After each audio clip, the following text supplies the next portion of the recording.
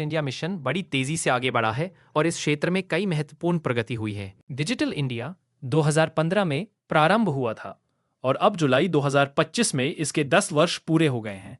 यह योजना भारत को एक डिजिटल सशक्त समाज और ज्ञान आधारित अर्थव्यवस्था बनाने के उद्देश्य से शुरू की गई थी। 2025 तक भारत में लगभग 4.47 लाख 5G टावर लगाए गए हैं, जो देश के 99.6% जिलों को कवर करते हैं। 116 करोड़ मोबाइल यूजर्स इस नेटवर्क का इस्तेमाल कर रहे हैं।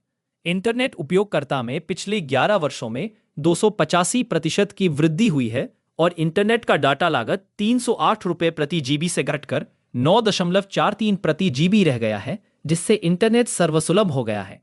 भारत नेट परियोजना के तहत 2.18 लाख ग्राम पंचायतों को हाई स्पीड इंटरनेट से जोड़ा गया है। लगभग 6.92 lakh kilometre optical fibre cable बिछाई गई है।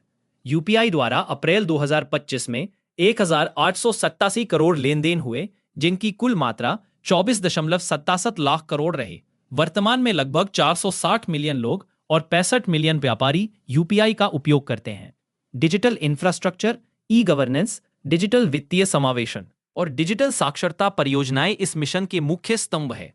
डिजिटल इंडिया के चलते डिजिटल अर्थव्यवस्था का राष्ट्रीय आय में योगदान 2022-23 में 11.450% था, जो 2024-25 तक बढ़कर 13.42% पहुंचने की संभावना है। देश डिजिटल अर्थव्यवस्था के मामले में विश्व में तीसरे स्थान पर है और 2030 तक यह भारत की कुल अर्थव्यवस्था का लगभग 5वां हिस्सा बनने की राह पर है।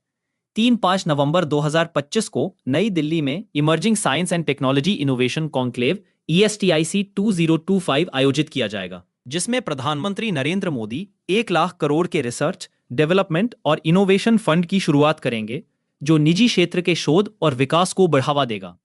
इस सम्मेलन में कृत्रिम बुद्धिमत्ता, क्वांटम साइंस, सेमीकंडक्टर मैन्युफैक्चरिंग, जैव उत्पादन और अन्य नई तकनीकों पर चर्चा होगी।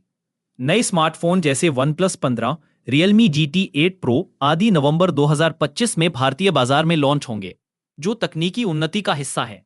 यह संक्षिप्त सारांश डिजिटल इंडिया 2025 का वर्तमान प्रभाव और प्रगति दर्शाता है, जो भारत की डिजिटल क्रांति को मजबूत कर रहा है और देश को डिजिटल युग में आत्मनिर्भर बना रहा है। यदि आप किसी विशिष्ट पहलू या क्षेत्र की विस्तृत जानकारी चाहते हैं, तो कृपया बताएं।